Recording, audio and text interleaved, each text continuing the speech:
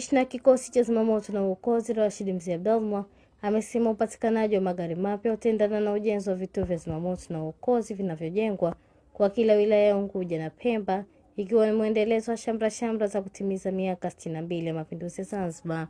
Amezungumza hayo katika kituo cha zimamoto na uokozi Buyu wakati akipokea magari 6 mapya kutoka nchini Austria.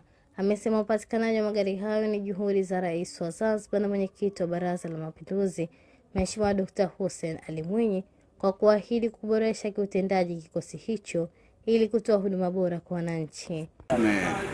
Tumepokea magari 6 kutoka Afrika Kusini, lakini magari haya ni mwendelezo wa mkopo kutoka serikali ya Austria, kampuni ya Rosenberg.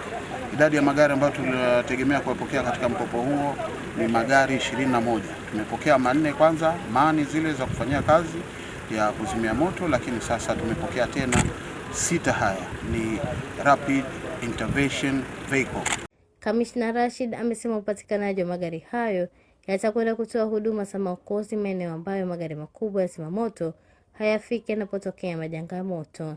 Hizi ni gari ambazo wakati wote ikitokea ajali basi ni rahisi kufika hata vichochoroni, hata kwenye mahoteli kwa kutumia swimming pool na visima vyao, basi tuna uwezo wa kuzima moto, kwa sababu ndani ya gari hizo kuna tenki ndogo ya maji pamoja na ya foam compound ambayo ni kemikali ya kuzimia moto.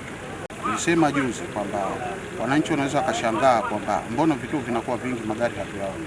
Sasa vile vituo ambavyo mnaviona magari haya yameanza kuingia na mengine yatazidi kuingia kuhakikisha kwamba vituo vyote tulivyovijenga vinapata magari ya kufanyia kazi.